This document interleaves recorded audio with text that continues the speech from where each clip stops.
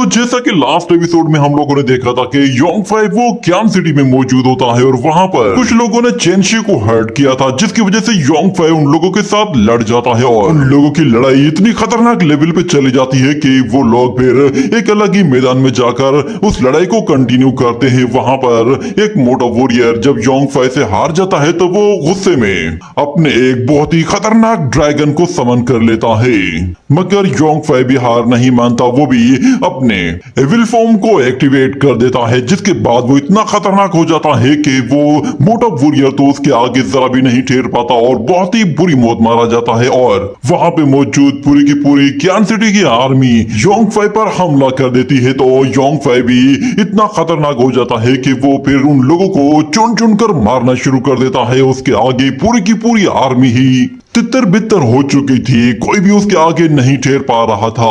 फिर वहां पर 4th लेवल की पीक का एक मास्टर अपीयर होता है। वो योंग फाई को आकर मारने की कोशिश करता है, तो वहां पर गोंग फू उस अटैक को रोकने की कोशिश करता है, मगर वो भी इंजर्ड हो जाता है और वो मास्टर फिर दोबारा से योंग फाई पर हमला करता है। तो योंग फाई उस जाइंट हैंड को अपनी तरफ आता हुआ देखकर चेनशी को बचाने के लिए अपने सामने एक बड़ी सी शील्ड एक्टिवेट कर देता है, मगर हमें दिखाया जाता है कि वो जाइंट हैंड जैसे ही उस शील्ड को जाकर हिट करता है तो वहां पर एक जोरदार धमाका होता है। वो धमाका इतना ज्यादा खतरनाक होता है कि वहां पर जमीन टुकड़े टुकड़े होकर रह जाती है और हर जगह धुआं ही धुआं फैल जाता है और ये धमाका बहुत बड़े एरिया को अपनी लपेट में ले लेता है, जिससे चारों तरफ बहुत ही ज्यादा तबाही होती है। और हमें चेनशी के फेस के ऊपर ब्लड गिरते हुए दिखाया जाता है, जो कि असल में योंग फाई का ब्लड होता है। ये देखकर चेनशी भी काफी डर जाती है। उसे दिखाई देता है कि इस अटैक के बाद योंग फाई बुरी तरह से हर्ट हुआ है, उसके इंटरनल ऑर्गन्स डैमेज हो चुके हैं, जिसकी वजह से उसके मुंह से खून निकलने लगा है। योंग फाई इस अटैक के बाद काफी ज्यादा कमजोर हो चुका था, वो घुटनों के बल आ गया था और उसके ऑर्गन्स डैमेज होने की वजह से उसके मुंह से बार बार खून निकलने लगता है, जिसके बाद चेनशी फौरन से उसके मुंह पे हाथ रखकर उसके ब्लड को रोकने की कोशिश करती है और उससे कहती है कि प्लीज ब्रदर मुझे छोड़कर मत जाना, तुमने मुझसे वादा किया था कि तुम मेरा ख्याल रखोगे और हमेशा मेरे साथ रहोगे। इतने में योंग फाई की बॉडी से फिर से ब्लड वॉमिटिंग होने लगती है, तो चेनशी उसे रोकने की कोशिश करती है, मगर उसके बावजूद भी योंग फाई के मुंह से वो ब्लड टपकने लगता है। तो चेनशी भी समझ जाती है कि इसका कोई भी फायदा नहीं है, मगर योंग फाई उससे कहता है कि तुम घबराओ मत, मैं अभी भी ठीक हूँ। इतने में उसे वहां पर कुछ लोग आते हुए दिखाई देते हैं, जो कि उसे और गोंग फू को दोनों को चारों तरफ से घेर लेते हैं और एक दूसरे से कहने लगते हैं कि फाइनली अब आया ना ऊंट पहाड़ के नीचे, इसके इंटरनल ऑर्गन्स डैमेज हो चुके हैं, तो अब ये ज्यादा नहीं लड़ सकता। और ऊपर से वो ओल्ड मैन भी इसे अब ज्यादा देर प्रोटेक्ट नहीं कर पाएगा, क्योंकि वो खुद भी अपनी हाफ लाइफ डिस्ट्रॉय कर चुका है। ये सुनकर यहाँ पर योंग फाई कहता है कि तुम लोग मुझे यहाँ से निकलने का रास्ता नहीं दे रहे ना, तो फिर ठीक है, मेरे पास भी फिर कोई और ऑप्शन है ही नहीं, तो फिर मैं भी अब अपनी आखिरी कोशिश करूंगा। मगर यहाँ पे खड़ा हुआ वो मास्टर कहता है कि एक तो तुम मौत के मुंह में जा चुके हो और ऊपर से अब भी तुम ये सपने देख रहे हो कि तुम यहाँ से निकल जाओगे। मेरे होते हुए तो ये बिल्कुल भी पॉसिबल नहीं है। मगर यहाँ पर योंग फाई कहता है कि जब बाहर निकलने का कोई भी रास्ता ना हो तो फिर अब कश्ती को आग लगा कर ही निकलना होगा, क्योंकि अब वापसी का कोई ऑप्शन नहीं है। मेरे फादर ने मुझे एक मर्तबा बताया था कि ब्लड रिवर्सल टेक्निक इतनी खतरनाक है कि ये हमारे ब्लड के साथ साथ हमारे कैरेक्टर में भी न जाने कितने ही चेंजेस लेकर आती है। एक मर्तबा अगर हम लोगों ने ब्लड रिवर्सल टेक्निक को यूज कर दिया तो उसके बाद लाइफ एनर्जी पूरी तरह से खत्म हो जाती है। इस टेक्निक को यूज करने वाला कोई भी बंदा आज तक सरवाइव नहीं कर पाया। ये कहने के साथ ही वो फौरन से गोंग फू से कहता है कि फौरन इस लड़की को संभालो। ये कहकर वो चेनशी को उसके हवाले कर देता है, तो वो गोंग फू वहां से चेनशी को दूर ले जाता है और योंग फाई वो अपनी फुल पावर को अनलॉक करने के लिए अपनी उस एविल पर्सनैलिटी को पूरी तरह से रिलीज कर देता है और उसकी चेन्स को भी तोड़ देता है, जिसकी वजह से वो एविल बॉडी अब पूरी तरह से योंग फाई की बॉडी के साथ मर्ज हो जाती है और उसकी पावर अब पहले के मुकाबले में कई गुना ज्यादा बढ़ जाती है, जिससे हमें योंग फाई की बॉडी के चारों तरफ एक बहुत ही खतरनाक ब्लड एनर्जी और दिखाई देता है। ये एनर्जी वेव इतनी ज्यादा खतरनाक होती है कि इससे वो मास्टर भी हैरान हो जाता है और हम लोग योंग फाई के चारों तरफ वो ब्लड एनर्जी सर्कुलेट होते हुए देखते हैं। उसके पीछे अचानक से जमीन से एक जायंट हैंड बाहर निकल आता है, जिसे देखकर वो सोल्जर्स बहुत ज्यादा डर जाते हैं क्योंकि योंग फाई के पीछे एक जायंट डिमोनिक बॉडी बाहर निकलने लगती है और वो मास्टर योंग फाई के बारे में कह रहा होता है कि अब ये भी जो एनर्जी लड़के ने रिलीज की थी ये मेरी एनर्जी से काफी ज्यादा पावरफुल थी। मगर यहाँ पर हमें दिखाया जाता है कि योंग फाई के पीछे एक नहीं बल्कि 7 इविल इनकारनेशंस अपीयर होती हैं, जिस पर वहां पे खड़े हुए सारे के सारे वॉरियर्स चौंक जाते हैं कि ये ईस्टर्न वॉरियर तो कल्टीवेशन के अल्टीमेट लेवल तक जा पहुंचा है। मैंने आज से पहले कभी भी किसी को भी एक्सटर्नल इनकारनेशंस को जनरेट करते हुए नहीं देखा। और वहां पे मौजूद एक यंग मास्टर कहता है कि ये लड़का अभी सिर्फ और सिर्फ 20 साल का है और ये एक साथ 7 इनकारनेशंस को यूज कर सकता है। ये सच में एक लेजेंडरी वॉरियर है। मगर यहाँ पर गोंग फू को पता चल जाता है कि उसका मास्टर एक ब्लड रिवर्सल टेक्निक यूज कर रहा है। मगर दूसरी तरफ चेनशी परेशान होती है, उसे यकीन नहीं था कि योंग फाई उसके लिए इस हद तक जा सकता है। और दूसरी तरफ हम उन इनकारनेशंस को देखते हैं, वो 7 इनकारनेशंस फिर अपना हाथ आगे बढ़ाते हुए अपनी डिमोनिक पावर्स वो योंग फाई की बॉडी में ट्रांसफर करना शुरू कर देती है, जिसके साथ योंग फाई की बॉडी वो काफी तेजी के साथ अपग्रेड होना शुरू हो जाती है। उसकी बॉडी अब एक सुपर बॉडी में कन्वर्ट होने लगी थी। देखते ही देखते उसके बालों का कलर भी बिल्कुल चेंज हो जाता है। वो 7 इनकारनेशंस अपनी सारी की सारी एनर्जी जब उसकी बॉडी के अंदर ट्रांसफर कर देती हैं, तो फिर योंग फाई फौरन से अपने हाथों से एनर्जी जनरेट करते हुए एक एविल आई डिमोनिक सोर्ड जनरेट कर देता है। वो अपनी बॉडी को अब एक एक्सट्रीम लेवल तक लेकर जाता है, जिससे अब उसके दुश्मनों को कोई भी नहीं बचा सकता। उसे पता था कि अब आर या पार का खेल है। वो गोंग फू से कहता है कि फौरन से चेंशी को लेकर यहाँ से दूर चले जाओ। तो गोंग फू फौरन से चेंशी को उठाता है और वहाँ से दूर भागने की कोशिश करता है और चेंशी से कहता है कि मैं नहीं जानता कि तुम यूशिन हो या नहीं, पर मैं इतना जानता हूँ कि मैं अपनी प्रीवियस लाइफ में तुम्हें नहीं बचा पाया था, पर मुझे सारी जिंदगी उसका अफसोस रहेगा। मगर क्योंकि तुम मुझे अब दोबारा से मिली हो तो मैं तुम्हें अब दोबारा से ऐसे खोने नहीं दूंगा। मैं दोबारा से अब पछताना नहीं चाहता क्योंकि पिछली लाइफ का अफसोस मुझे आज तक अंदर ही अंदर खाए जा रहा है। अब मैं दोबारा से उस सेम सिचुएशन से नहीं गुजरना चाहता। ये कहने के साथ वो अपनी सोर्ड को अटैक के लिए रेडी करता है और कहता है कि मैंने विल ऑफ हेवन के अगेंस्ट जाना है और अपनी और यूशिन की किस्मत को बदलना है। उसकी डिमोनिक सोर्ड से एक धुआंधार एनर्जी रिलीज होती है जो कि बहुत ही ज्यादा होती है। वो उस एनर्जी को एकदम से रिलीज करता है तो वो सोर्ड एनर्जी उस मास्टर के बिल्कुल पास से होके गुजर जाती है, जिस पर वो मास्टर भी बिल्कुल हक्का बक्का रह जाता है। मगर यहाँ पर योंग फाई फिर से उसके बिल्कुल सामने आ जाता है और अपना सेकंड मूव यूज करता है। ये देखते ही वो मास्टर फौरन से अपने सामने एक शील्ड क्रिएट करके योंग फाई के अटैक को किसी तरह रोक लेता है। मगर उस अटैक को रोकने के लिए भी उसे अपना पूरा जोर लगाना पड़ रहा था। मगर यहाँ पर योंग फाई तो अभी रुकने वाला नहीं था क्योंकि उसने सिविल इनकारनेशन टेक्निक को यूज किया है, तो वो इस टेक्निक के साथ 7 अटैक कर सकता है और उसका हर एक अटैक पहले अटैक से ज्यादा ताकतवर होगा और उसका थर्ड अटैक ही इतना ताकतवर होता है कि वो उस बैरियर के टुकड़े टुकड़े करके रख देता है।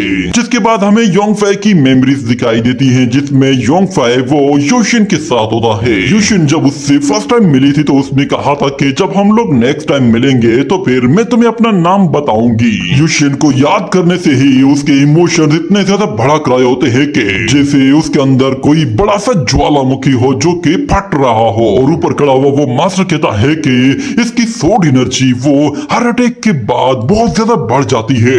ये कहने के साथ ही वो योंग फाई को अटैक करता हुआ देखता है तो वो भी फौरन से अपनी वो जायंट हैंड टेक्निक यूज कर देता है।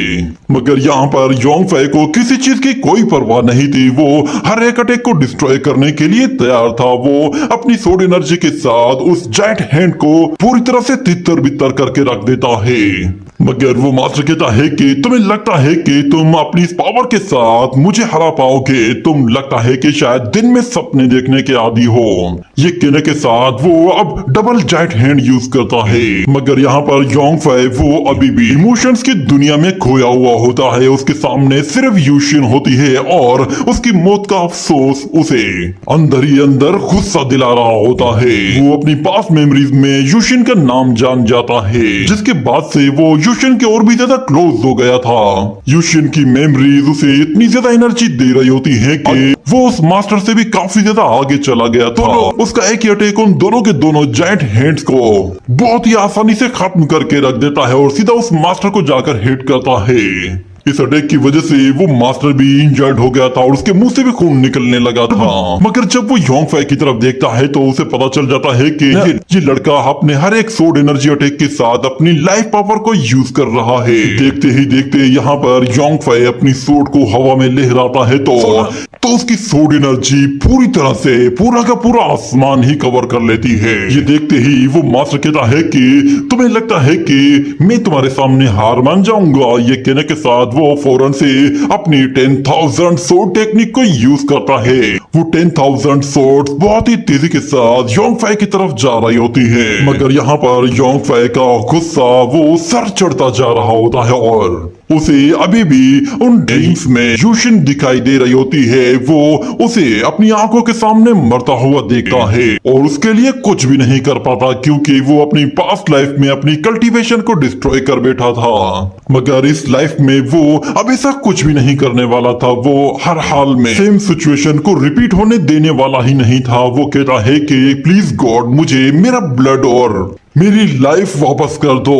ये कहते हुए वो इस मर्तबा अपनी बॉडी से एक बहुत ही खतरनाक एनर्जी और रिलीज करते हुए अपनी पावर को एक एक्सट्रीम लेवल तक पहुंचा देता है, जिसके साथ हमें उसके ब्लड एनर्जी के साथ साथ एक गोल्डन एनर्जी को भी दिखाया जाता है, जो कि उसकी बॉडी के साथ मर्ज हो रही होती है। और योंग फाई एक साथ ही दोनों की दोनों एनर्जीज को एक साथ कंबाइन करते हुए उसके साथ अपनी पूरी ताकत के साथ हमला कर देता है। ये वाला एनर्जी अटैक इतना खतरनाक होता है कि उसके सामने 10,000 सोर्ड्स भी बिल्कुल तिनकों की तरह बिखर जाती हैं। और वो मास्टर अपनी तरफ इतने बड़े एनर्जी अटैक को आता हुआ देखकर फौरन से अपने सामने एक सोल्ड शील्ड बना लेता है। मगर वो अटैक जैसे उससे टकराता है तो उस मास्टर को भी लग पता जाता है कि उसने किससे पंगा ले लिया है। आहिस्ता आहिस्ता उसकी सोल्ड शील्ड कमजोर पड़ना शुरू हो जाती है और ऊपर से वो एनर्जी बिल्कुल भी रुकने का नाम ही नहीं ले रही थी। देखते ही देखते वो सोल्ड एनर्जी इतनी जोर से उस मास्टर को हिट करती है कि वो पीछे एक दीवार पे जा लगता है।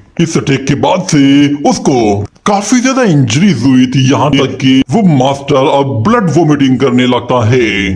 पर उसे दिखाई देता है कि यहाँ पर योंग फाई की लाइफ एनर्जी वो आहिस्ता आहिस्ता डिसअपियर होने लगी है, जिसके बाद उसे अब एक उम्मीद सी आ जाती है कि ये लड़का बहुत जल्द मरने वाला है। योंग फाई अब काफी ज्यादा वीकनेस फील करने लगा था और अब उसकी एनर्जी भी काफी ज्यादा वीक हो गई थी। पर अब भी उसके इरादे बिल्कुल मजबूत होते हैं। वो हर हाल में चेंशी को प्रोटेक्ट करना चाहता था, जिसके लिए वो अपनी लाइफ का आखिरी कतरा तक दांव पर लगा देता है और अपनी उस डिमोनिक सोर्ड की पावर को अपनी बॉडी के अंदर एब्जॉर्ब करना शुरू कर देता है और कहता है कि मेरे जिंदा रहने का अब कोई भी चांस नहीं बचा। मैं हर हाल में चेंशी को प्रोटेक्ट करके ही जाऊंगा। उसकी बॉडी से निकलने वाली एनर्जी इतनी ज्यादा खतरनाक होती है कि बहुत दूर खड़े हुए सोल्जर्स भी उससे डर रहे होते हैं। और वो मास्टर कहता है कि इसने अपनी सोर्ड की एनर्जी को भी आखिरी बार यूज कर लिया है, यानी कि इसकी मौत अब पक्की है। योंग फाई यहाँ पर अपने आखिरी अटैक को यूज करने के लिए अपनी सोर्ड को जैसे ही हवा में ऊपर लहराता है तो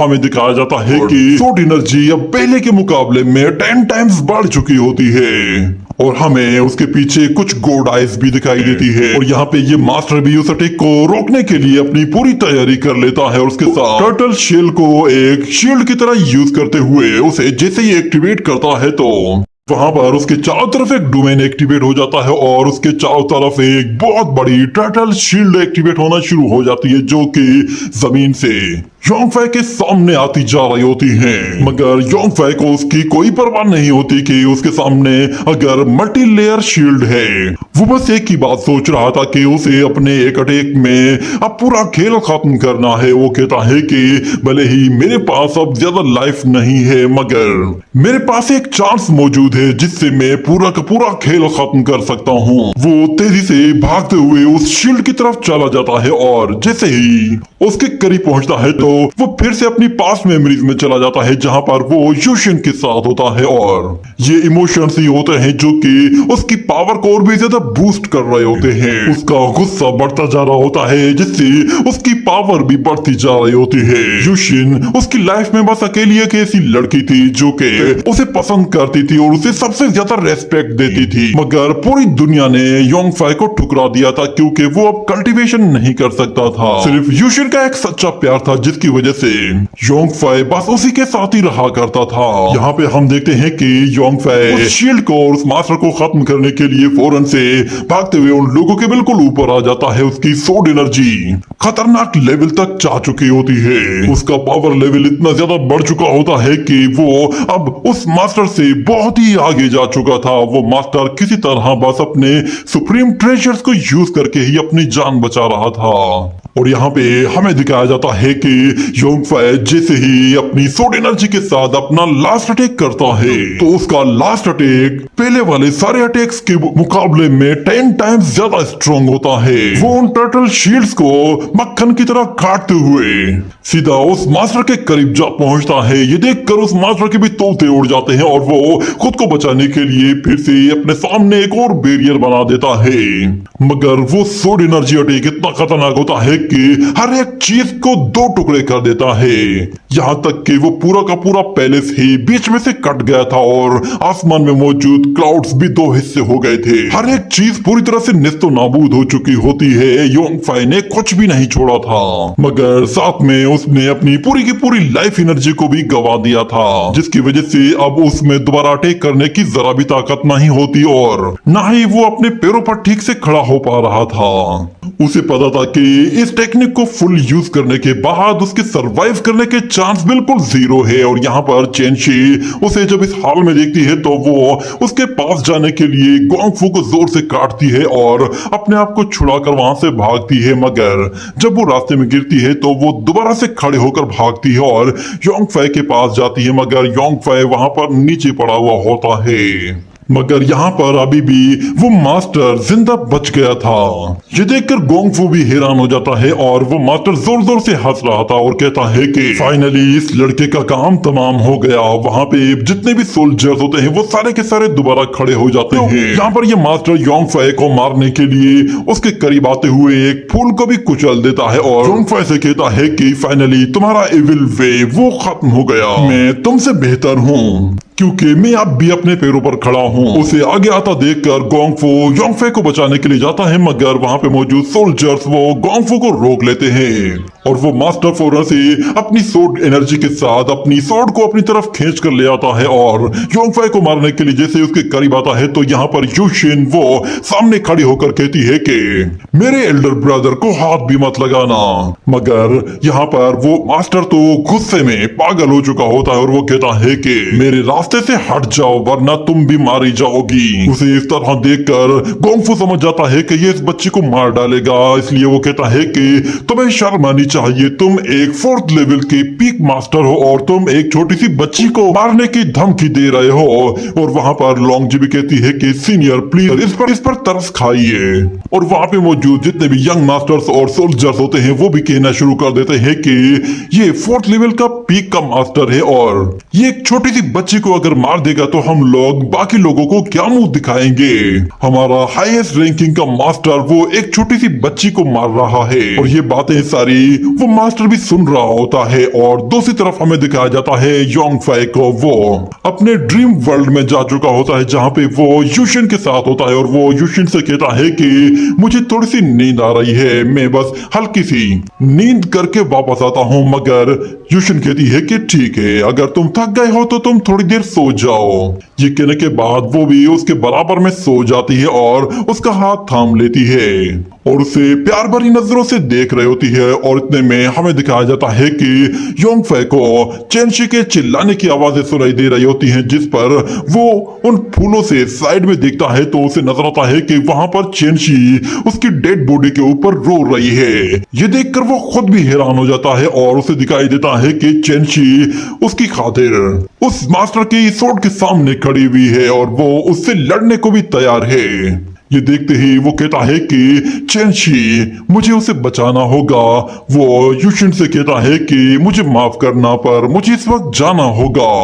तो युशिन कहती है कि मैं जानती हूँ कि तुम्हारे लिए तुम्हारी अपनी लाइफ ज्यादा इम्पोर्टेंट है। शायद हमारे लिए मिलने का ये सही टाइम नहीं था। तुम्हें शायद इस वक्त वहीं जाना चाहिए जहां से तुम आए हो, क्योंकि शायद वहां पे तुम्हारी ज्यादा जरूरत है। हम लोग दोबारा कभी मिल लेंगे। इतना कहने के बाद वो ड्रीम वर्ल्ड डिसअपियर होना शुरू हो जाता है और योंगफे कहता है कि मैं तुम्हें पहले भी खो चुका हूँ, मगर अब मैं दोबारा से तुम्हें नहीं खोना चाहता। मगर युशिन उसे कहती है कि हम लोग बस थोड़ी टाइम के लिए ही एक दूसरे से अलग हुए हैं, मगर मुझे पूरा यकीन है कि हम लोग दोबारा एक दूसरे से जरूर मिलेंगे। ये कहने के साथ वो दोनों ही एक दूसरे से अलग हो जाते हैं और योंगफे वो अपने ड्रीम वर्ल्ड से बाहर आने के लिए एक लाइट की तरफ आगे बढ़ता है और दूसरी तरफ हम देखते हैं कि वो चेनशी को मारने वाला होता है। तो योंगफे होश में आ जाता है और वो चेनशी को पीछे खींचते हुए उस सोर्ड पर एक जोरदार पंच दे मारता है, जिस पर वो मास्टर भी हैरान हो जाता है। योंगफे अपने पंच के साथ उस सोर्ड के टुकड़े टुकड़े कर देता है और साथ में उस मास्टर को भी उठाकर दूर फेंक देता है। सब लोग योंगफे पर दोबारा से हैरान होते हैं। उन्हें यकीन नहीं आ रहा होता कि योंगफे ने अपना पूरा लाइफ स्पेन यूज करने के बाद दोबारा से लाइफ को कैसे अचीव कर लिया है। और वो मास्टर भी बिल्कुल हैरान होता है और कहता है कि अच्छा, तो तुम दोबारा से रीइंकारनेट हो सकते हो। वो अपने सारे ही सोल्जर से कहता है कि दो देख क्या रहे हो, ये अकेला है और काफी कमजोर है, इस पर टूट पड़ो। ये सुनते ही वो पूरी की पूरी आर्मी ही योंगफे के ऊपर टूट पड़ती है और उसे मारने के लिए जैसे ही उसके करीब पहुंचती है तो यहाँ पर योंगफे भी लड़ने के लिए तैयार हो जाता है और गोंगफू भी उसके साथ था। मगर इसके बाद वहां पर आसमान से एक जोरदार लाइटनिंग नीचे आकर गिरती है, जो कि वहां पे मौजूद सोल्जर्स को वापस पीछे खदेड़ देती है और उन लोगों को एक अजीब सी धाड़ सुनाई देती है। हमें दिखाया जाता है कि योंगफे ने डोंग डोंग को जिस एग में बाई हुआ वैली के अंदर एक फ्लावर में रखा था, वो फ्लावर अब टूट चुका होता है और डोंग डोंग उस एग से बाहर आ गया था। हमें दिखाया जाता है कि वो पूरी तरह से इवॉल्व हो चुका था। वो फौरन से जमीन पर नीचे आता है और आते साथ ही कहता है कि योंगफे, मैं यहाँ पे हूँ। मगर उसे दिखाई देता है कि योंगफे की सिचुएशन बिल्कुल चेंज है। वो उससे कहता है कि तुम्हें किसने हर्ट किया है, मुझे बस उसका नाम बताओ, मैं तुम्हारा सारा गुस्सा उस पर निकालूंगा। उस ड्रैगन को वहां पर देखते ही वहां पे मौजूद लोग बिल्कुल हैरान होते हैं कि ये तो एक 5th लेवल का होली वूजी ड्रैगन है। वो मास्टर उस ड्रैगन को देखते ही 9 तो 11 हो जाता है, क्योंकि उसे अपनी जान प्यारी थी। मगर जब चेनशी उस मास्टर की तरफ इशारा करती है तो योंगफे कहता है इस मास्टर को यहाँ से भागने मत देना, फौरन इसका पीछा करो। ये कहते ही वो फौरन से उस ड्रैगन के ऊपर बैठ जाता है और वो दोनों ही फिर उसका पीछा करते हैं। और यहाँ पे ये मास्टर बिल्कुल परेशान होता है और कहता है कि ये 5th लेवल का होली वूजी ड्रैगन यहाँ पर कहां से आ गया। मगर योंगफे दोबारा से अपनी वही डिमोनिक सोर्ड क्रिएट करता है और उस ओल्ड मैन से कहता है कि तुम अब हेल में जाने के लिए तैयार हो जाओ। ये कहने के साथ वो पलक झपकते ही उसकी बॉडी को काट कर उसके 2 टुकड़े कर देता है, जिसके साथ उसका खेल वहीं खत्म हो जाता है। और साथ में योंगफे अपनी सोर्ड को छोड़कर नीचे गिर रहा होता है तो डोंग डोंग ये देखते ही फौरन से नीचे की तरफ जाता है और जाते साथ ही योंगफे को कैच कर लेता है, जिस पर चेनशी कहती है कि ये ड्रैगन सच में काफी औसम है। मगर योंगफे कहता है कि मेरा सोर्ड अटैक कैसा था, तो चेनशी कहती है कि वो भी काफी अच्छा था। जिसके साथ ये सीन यहीं पे ही कट हो जाता है। अगले सीन में हमें दोबारा से मेंग लियार को दिखाया जाता है। वो भी उसी जगह पहुंचती है और उसे दिखाई देता है कि वहां पे हर जगह लाशें ही लाशें पड़ी हुई हैं और जहां पे उसे लाशों का ढेर दिखाई देता है वहां से बहुत ज्यादा एविल एनर्जी निकल रही थी। और उसके साथ वहां पे उसे एक शख्स भी दिखाई देता है जिसे देखकर वो थोड़ा सा डर गई थी, क्योंकि वहां पर उसकी अपनी बॉडी में मौजूद एविल स्पिरिट वो भी जाग जाती है। और इसी के साथ ये एपिसोड यहीं पे ही एंड हो जाता है।